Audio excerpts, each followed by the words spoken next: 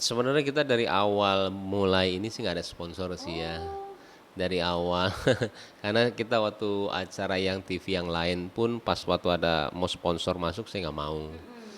Karena saya nggak mau PH saya seperti murahan ya dalam arti oh dia cuma menjual aja ya menjual tema habis itu cari sponsor habis itu ini enggak sih. Jadi YouTube channel. Singkatnya itu sebenarnya dari penawaran dibilangnya mau jadi host atau enggak, dia bilang mau, saya bilang oke host apa berbagi. Terus habis itu saya sih nanyanya simple ya settingan atau bukan sebenarnya. Saya nggak perlu tahu televisinya siapa ya, cuman dia bilang memang ada settingannya. Saya bilang nggak mau karena saya nge-build untuk YouTube saya sendiri itu agak lama. Saya bilang tahunan. Kalau misalkan ada yang settingan di acara saya, takutnya malah ngerusak semua apa yang saya udah bangun. Nah, singkatnya itu saya menawarkan, sini deh gua aja yang bikinin acara buat lo, saya bilang. Iya, saya bikinin aja. Temanya memang kita maunya memang berbagi, cuman dengan kreatif yang berbeda lah, yang lucu, yang menarik dan juga ya seru lah pokoknya tapi mengedukasi saya bilang. Dan akhirnya diiyain. Dan itu prosesnya agak lama ya 6 bulan. Saya pun waktu itu cuma punya 4 orang ya, yang akhirnya sekarang udah banyak banget. Jadi proses ke 6 bulan itu yang sebenarnya dari ianya mereka saya bingung gimana mulai ya saya bilang.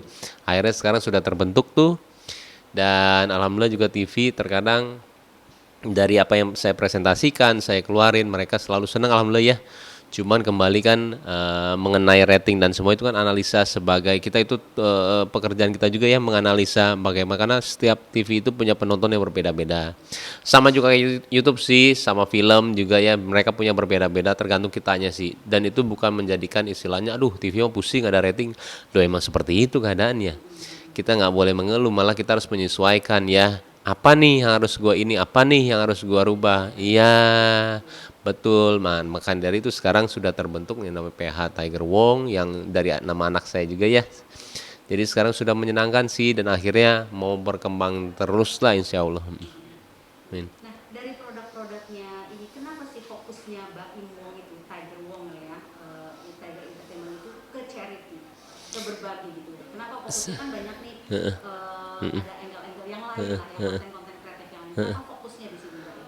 Simple sih, saya digedein dari sesuatu hal yang saya nggak rencanain sebelumnya ya, yaitu berbagi dan akhirnya saya juga di waktu saya sekarang juga buat apa sih nyari nyari uang terus gitu ya capek istilahnya nggak ada apa-apa cuman dapat apalagi kita kalau misalkan menciptakan sesuatu acara yang nilainya juga sebenarnya tidak ada ya tapi hanya mencari rating aja buat apa saya bilang yuk kita buat kerja sambil ibadah gitu loh mudah-mudahan ya itu juga saya maunya ke arah sana tapi kan menilai bukan kita ya cuman saya bisa melihat ya maunya memang kita ke arah situ sih memangnya maunya ke arah situ lebih ke arah kerja sambil ibadah dan saya dan mereka juga yang orang-orang kerja di sini juga saya selalu bilang ya yang nyari target bukan saya loh saya bilang yang nyari target itu kalian dan insya Allah ya yang mempertemukan saya itu perantara doang yang mempertemukan dia dengan bantuannya adalah kalian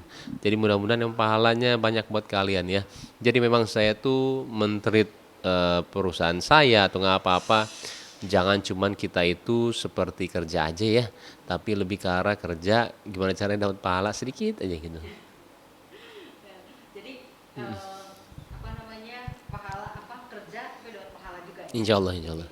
Nah, sudah berapa produksi yang berapa program atau konten kreatif yang diproduksi oleh Mbak Im kira-kira sampai sekarang sampai akhirnya ada program Rumah Teka-teki yang Hmm, judulnya tuh catching banget gitu hmm, ya, 3, 4, 5, 6, 7 atau nggak 8 ya yang di TV ya, ya selain yang dari YouTube yang TV itu ada 4 empat. 4 ya yang TV itu ada 4 Itu kan ada di Trans, ada di RCTI. ya betul ada 4 karena kita baru setahun dan mulai itu juga baru kemarin ya 6 bulan kemarin ya udah 4 dan yang di OTT itu ada sekitar 3 atau enggak 4 Sudah OTT ya.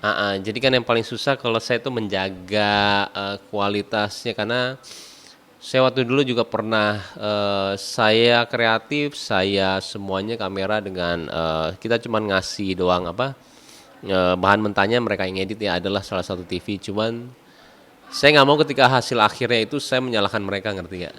Mendingan ketika whole-nya itu gua aja semuanya, ketika itu rating atau nggak itu jelek, biarkan gua yang mengevaluasi gua diri sendiri, tapi jangan sampai memang editingnya itu tidak sesuai dengan yang kita harapin juga gitu loh.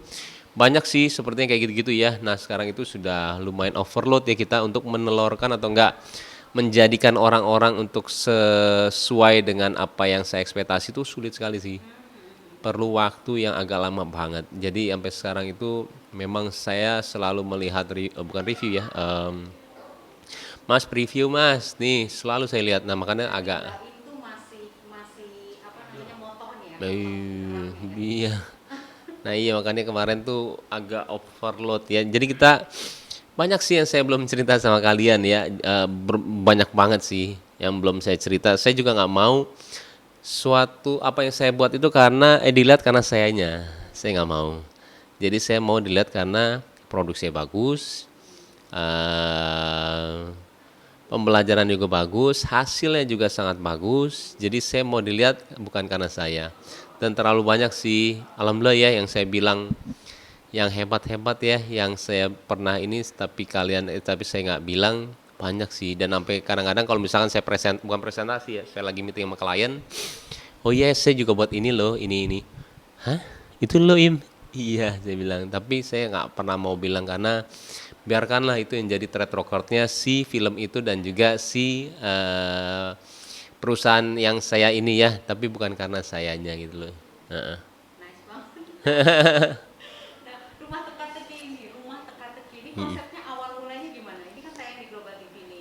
Rumah teka-teki konsepnya seperti apa? Terus impulsnya Iya. bangun sendiri di program Mm-mm. seperti apa? Karena kan host juga kan. Iya.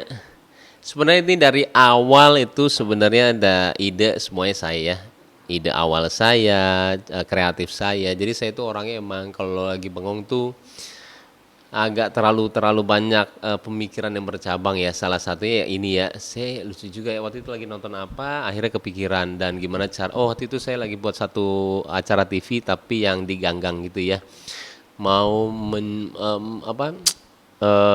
membuat sesuatu hal yang sebenarnya simple tapi menarik ya, dan penonton juga ikut bermain, itu yang paling seneng ya.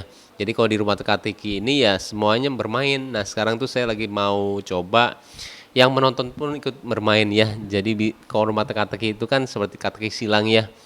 Nah ketika yang nonton juga bisa nonton live-nya, nonton ininya ya pas lagi tayang di Global TV, jawaban pertama itu bisa menang. Nah, kadang-kadang kreatif-kreatif seperti itu ya, yang setelah kita tahu hasilnya itu baru kebayang semuanya. Nah, kan untuk memberikan apa namanya hadiah-hadiah itu nggak sembarangan ya. Maksudnya nggak sembarangan ini.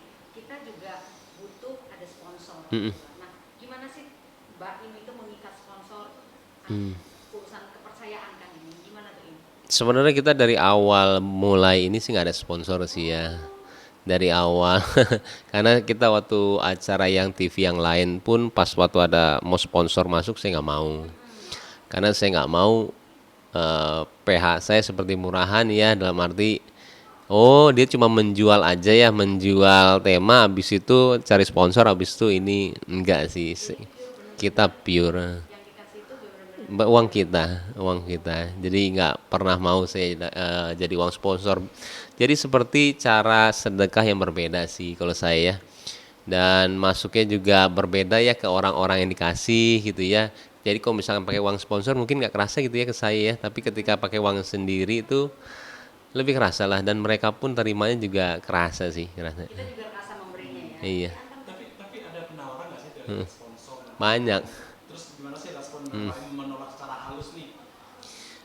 Sebenarnya saya nggak mau apa, sebenarnya ada satu acara sebelumnya sih ya yang sudah jelas-jelas banget dia mau. Saya nggak mau malah jadi sebenarnya kan awal untuk program itu gimana caranya kita nguatin program itu ya, bukan gimana caranya survivein program itu dengan sesuatu hal. Saya nggak mau. Jadi kebalikan tuh. Saya juga waktu itu akhirnya juga menerima sponsor walaupun cuma sekali 2 kali ya, ketika acaranya sudah jadi. Jadi saya nggak mau ketika saya berdiri itu lagi duduk mempresentasi bawain acara tiba-tiba banyaklah itu branding-branding di depan saya. Itu sangat mengganggu sih, kecuali kalau misalkan acara itu sudah jadi ya kayak Indonesian Idol, tiba-tiba ada ini cupnya atau ngapanya, mereka nggak akan announce juga ke arah situ, cuman brandingnya juga kejual. Tapi karena acaranya sudah jadi, dia akan istilahnya ya suatu hal yang lumrah lah. Tapi kalau acara baru sudah banyak seperti itu, kita seperti kayak ya mencari sesuatu untuk bisa survive ya. Mana dong duit masuk dong biar ini. Nah saya nggak mau tuh. Heeh. Abang, maaf nih bang, kita beberapa artis nih, Abang, Raffi Ahmad, kayak gitu kan konsepnya bersama charity gitu bang. Amin, amin, amin. Tiger Fanny sendiri antara mereka kayak gini bang. Saya dari pribadi gitu. Kalau membedakan saya sama mereka, jelas sih kalau konsep. Saya sebenarnya untuk konsep mereka untuk berbagi itu ada, kalau Ruben Onsu ada ya, MOP ya, yang Sarwenda ya. Saya juga seneng sih dia nyamar, dia ini seneng banget. Jadi kan kita secara tidak langsung ketika kita melakukan atau nggak siapapun melakukan ya, itu kita harus menginfluence orang untuk melakukannya. Jadi kalau misalkan itu dilakuin sama banyak orang, saya senang banget sih. Tapi kalau untuk membedakan saya dengan mereka, tergantung dengan persepsinya orang sih. Kalau saya melihatnya dari cara kreatifnya aja udah berbeda kok. Nah, dari penghasilan yang diperoleh dari Tiger Entertainment ini, Mbak In bisa invest kemana aja ini hasilnya? Ah, kemana ya? Eh, Kalau itu kan peralatan emang iya sih. Nanti juga kalian bisa lihat ya. Boleh, boleh nanti kameranya juga boleh. Di atas juga kita, ya saya kadang-kadang suka ceritain suka-suka malu ya.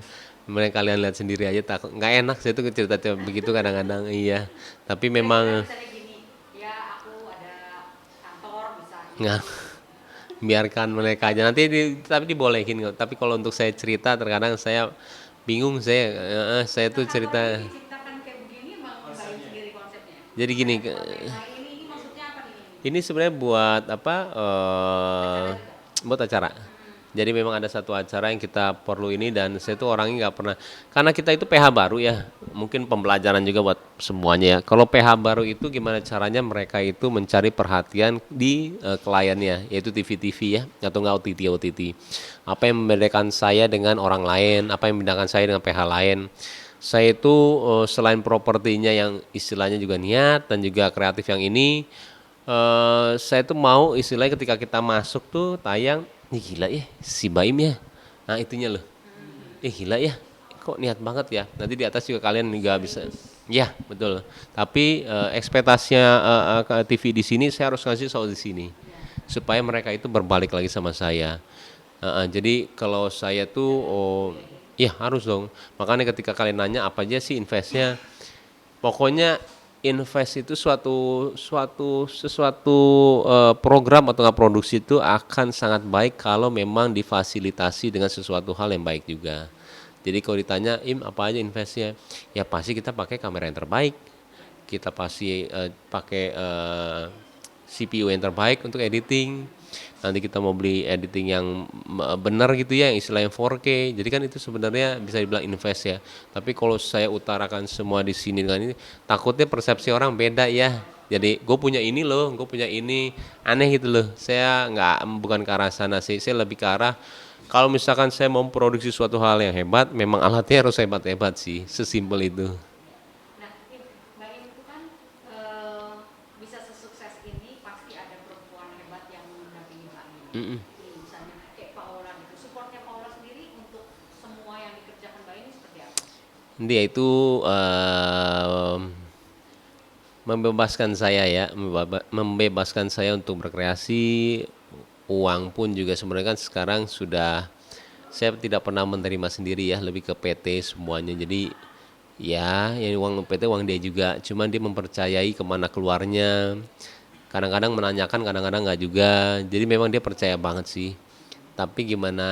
Ya sebenarnya emang benar sih kalau sesuatu hal, oh cabut ya. Sesuatu hal yang hebat itu belum tentu istilahnya pasti ada pendamping yang hebat juga ya. Bentar, saya ini dulu ya. Bentar ya. Paling kalau Paula sih udah nggak ada komplain ya, dia percaya apa yang saya lakuin, apa yang saya kerjain, jadi aman aja sih. Nah, Mbak Im sendiri bagaimana cara membagi waktu antara Mbak Im sini kan selain sebagai pimpinan Mm-mm. perusahaan ini, Mbak Im juga sebagai bosnya, terus kemudian Mbak Im juga kan harus ada setiap saat bersama apa Kiano kan, apalagi kalau saya lihat apa namanya YouTube-nya Kiano itu kan lucu-lucu banget ya, Amin, amin. pinter, Masya Allah. sholat Jumat mau, sholat bareng ngumpulin gitu kan ya. Nah, pasti kan ada penanaman-penanaman apa namanya mental dari sejak dini ya buat anak-anak itu. Itu Mbak Im gimana sih cara bagi waktunya? Kalau bagi waktu agak sulit sih, cuman kalau saya kenapa tutup aja itu. Agak bocor suaranya. Kita ngambil gambar situ, Mbak Im situ ya. Saya meeting lagi, cepet, nggak apa-apa kosong aja. Heeh. Iya, bagi waktunya itu